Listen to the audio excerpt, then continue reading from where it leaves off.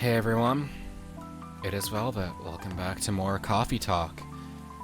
In the last one, Gala showed up, looking right as rain, thankfully, as well as Rachel, after her performance at Couchella, and her father Hendry, looking very worse for wear, and that's because I imagine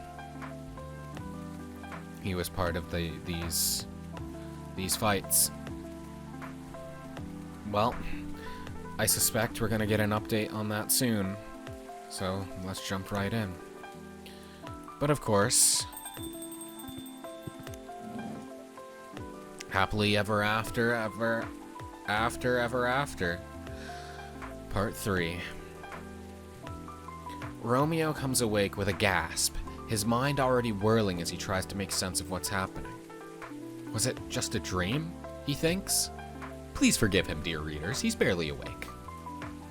He has no idea how or when he got home, but he's still wearing yesterday's clothes, and he experiences the unwashed, uncomfortable feeling that comes with waking after falling asleep fully dressed. Then he remembers. Juliet! What happened to her? He rifles through blankets and pockets until he finds his cell phone and immediately fires off a message to her. He won't admit it. Will barely remember it through the haze of panic, but he spends the next 14 minutes and 10 seconds staring fixedly at it until it vibrates in his hand, and he drops it to the floor. Romeo? Juliet's voice is muffled by the carpet. He doesn't think he's ever been so relieved to hear it. Where are you? Are you alright? I'm fine. What about you?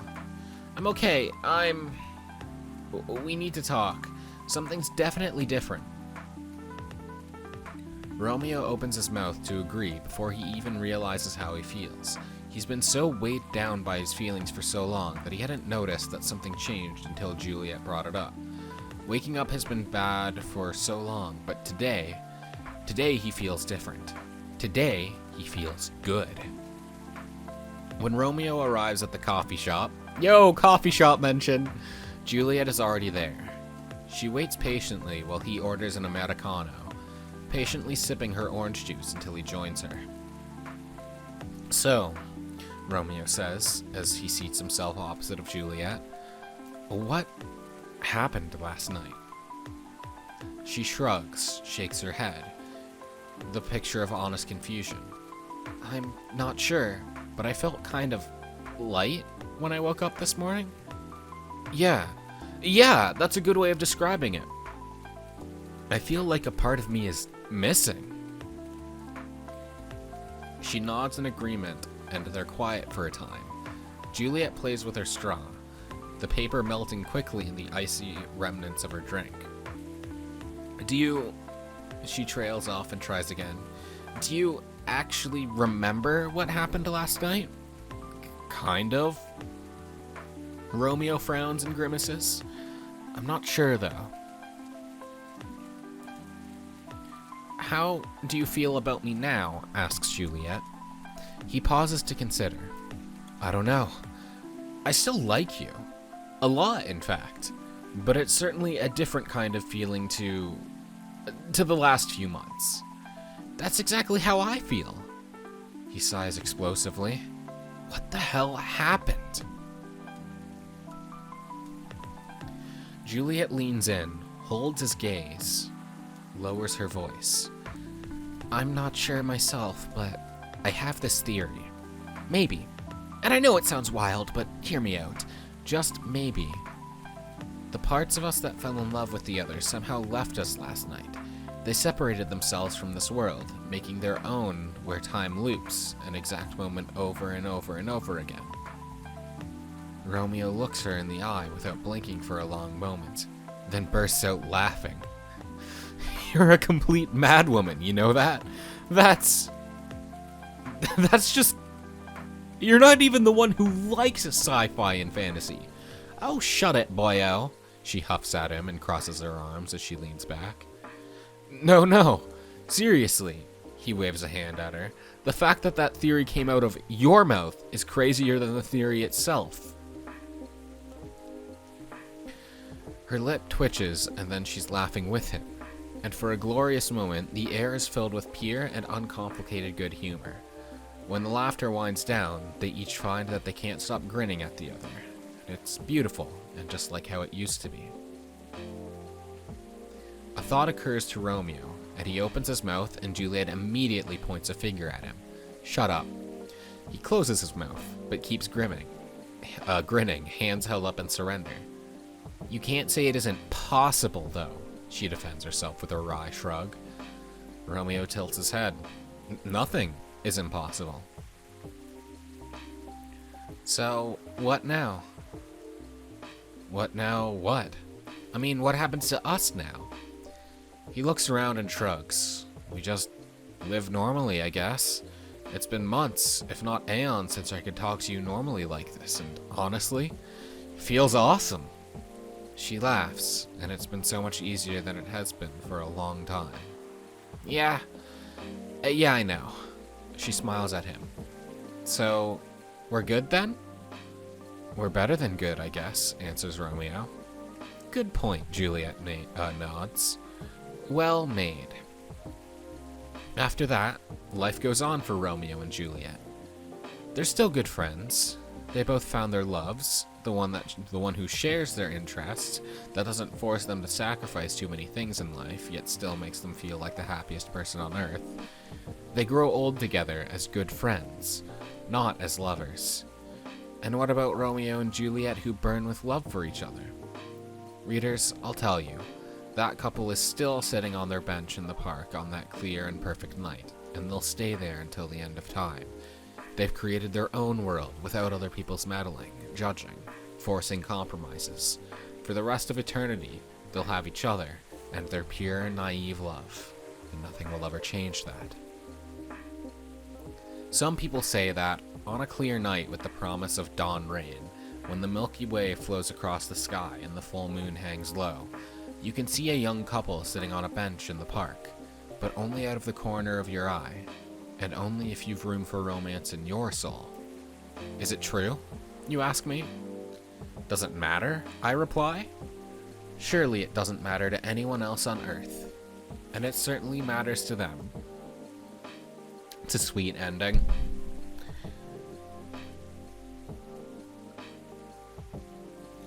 Ugh. It's a sweet ending. Both sides of their feelings get to keep going, huh?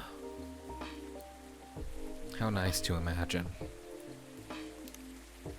Hi, Freya. Welcome. And hey, Georgie. Hey, Pop. Good evening, everyone. Everyone's safe and sound tonight? So far, so good, officer. With the cop who's supposed to be watching this area hanging out in a coffee shop. I'm not so sure about that. Hey, I'm working right now. I just love multitasking, you know. That requires skill. Uh-huh. Yeah, Georgie? I presume you came here for a reason, though. Does it have anything to do with last night? Taking a break and working at the same time, you mean? You know it. That's an oxymoron. That's why I said it requires skill. Anyway, Velvet. I really need an espresso to keep me awake tonight. Sure thing.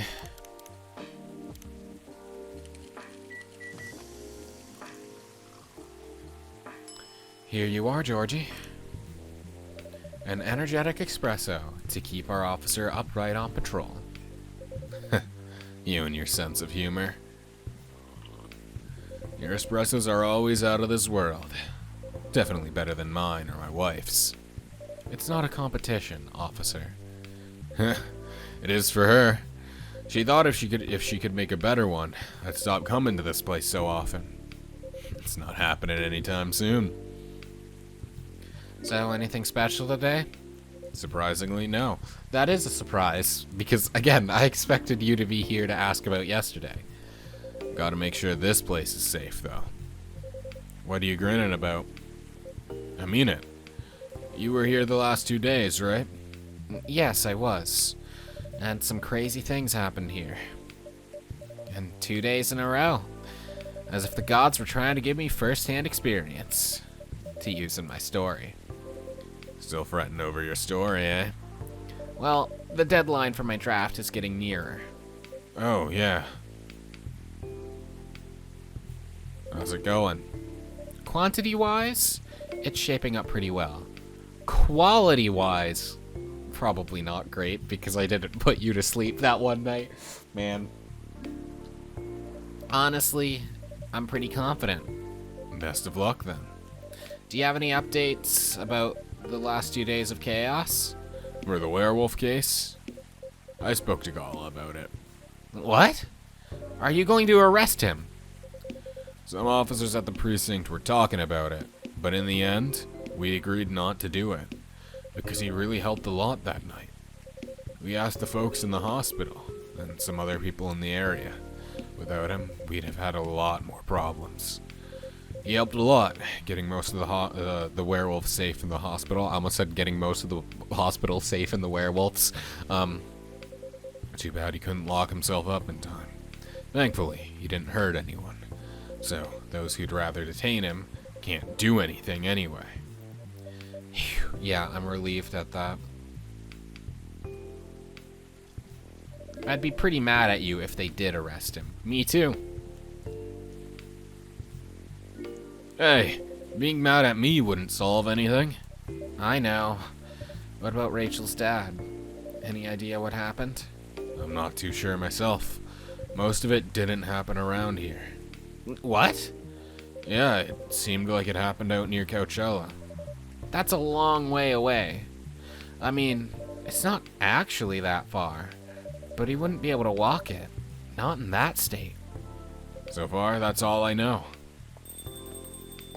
Who's this? Rachel? Is your father okay? Are you safe? Rachel! Rachel, is Mr. Hendry alright? Before that, could I have a cup of hot chocolate? Dark. So just like dark chocolate? Is this how that works? Yeah, here you go. Your hot chocolate's ready. Thank you. Dad's going to be fine. He woke up this afternoon, and I see that this didn't update. Oh, yeah, it did. Really? Oh, thank God. So I just have Neil to max out then, huh? I'll still want to go back and give both him and Hendry the drinks I missed. Or her and Hendry the drinks I missed. Did I screw up anybody else's orders? I don't think so, other than Freya's. Yeah, I think it's just Rachel, Hendry, Neil, and Freya. My family, cats, milk, drink, and you. I've been dancing, singing, and trying to achieve my dreams since I was 13, and I'm not stopping now. That's very good. Keep at it. He woke up this afternoon, thanks to Mr. Gala. He got help fast enough to stop things getting worse. Father and daughter finish Rachel and Hendry's arc. Nice. He's doing okay, then? It'll take a few days before he fully recovers, but no permanent injuries we need to worry about. That's good to hear. I know. But still, it's all because of me. Because I didn't listen to him. When all he wanted to do was protect me. Rachel, don't blame yourself for this. Please don't take offense. But is it okay for you to leave your father alone in the hospital? His friends are there at the moment, and I can't face being stuck in a room with a bunch of people I don't even know right now. Oh, yeah, I bet. Because if I'm correct about that party being from Morris Lester, like, you almost were in a room with a bunch of people you don't know and almost paid the price. So, I fully get you wanting to be much more cautious at the moment. Besides, I really needed to get away for a bit. So I told Dad I'm gonna visit Coffee Talk to get some fresh air. He's okay with that? He understands. He also probably knows that you're safe here. He always does, I guess. Miss Rachel, what really happened last night? Dad got into a fight with some thugs. He heard them talking about me in some very suggestive, perverted ways. Oh, he didn't like that, of course. What good father would? So he morphed into his cat form and started a fight with the thugs. Why did he morph? So people wouldn't see what his human form looked like, and link him directly to me, to protect you. I see. Some cops went to the crime scene. They found some eyewitnesses to testify, and they managed to find the thugs. Are they fans of yours? No. It's even worse. They work for Mr. Lester. What? Oh boy. The reason why it didn't take long for the cops to find them was because they were already under arrest. Because the party went too far last night. Yep. Oh, that's terrifying. Whoa! How did it all connect up? They're Mr. Lester's bodyguards. They were chilling after the show, having a pre-party before the big one. And you know about guys and locker room talk, right? Yeah. Well, that's what they were doing. And I was the topic of discussion. Ugh. So there's that. I'm sorry to hear that. And you were right about his party. I'm glad I wasn't there. Once again, I owe Dad for... Hey, it's okay. The most important thing right now is that you're safe. Fully agree. And your dad made it through. I should have listened to him. He might be out of touch, but he's still way more experienced than me. And he's my father. I wish Mom was here. She'd know what to do. She'd know what to say to Dad when he's recovered. You know what? I'm sure you'll know what to do. You're an adult, remember? But I don't know. All I know is I have to be there for him when... That's it. That's all you have to do. It might be weird to hear about something coming from Freya, but she is right. Be there when he needs you, Rachel. And whenever you need a breath of fresh air, you can come here and relax for a while. Guys, thank you. I've had enough fresh air for one day. I'll go back to the hospital now. Thank you for the update, Miss Rachel. I wish your father a speedy recovery. Thank you, Velvet. Oh, God. Yeah, as I keep saying, I'm so happy they're both alright. Man, what a weekend. Pretty crazy, I know. Anyway, I've got to continue my patrol. It's been a pretty weird weekend. Yeah, very eventful weekend. But overall, things are still safe around here. Even with that, never let your guard down, okay? No problem, officer. Thank you for checking up on us, Officer Georgie. Okay then, see you.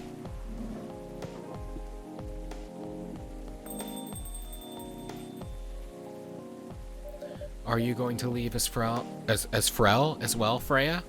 I don't think so. I've had enough rest, and I have stories to write. You're not tired? Definitely not. In fact, I think I can get it done today. All right. I won't bother you then. Oh, you're never a bother. Besides, this whole book project would never have existed without this place. And you. So, thank you. The pleasure was mine.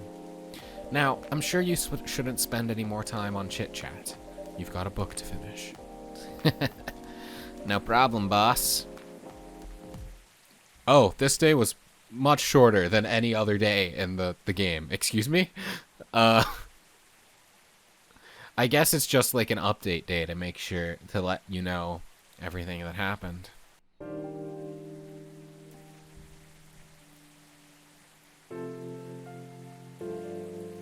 Two weeks later. Well then, I think I'm gonna hang on this screen then, rather than the next one. So we'll look at, if there's a newspaper, there should be, we'll look at the newspaper next time. So, yeah. On that note, I know this is a pretty short one.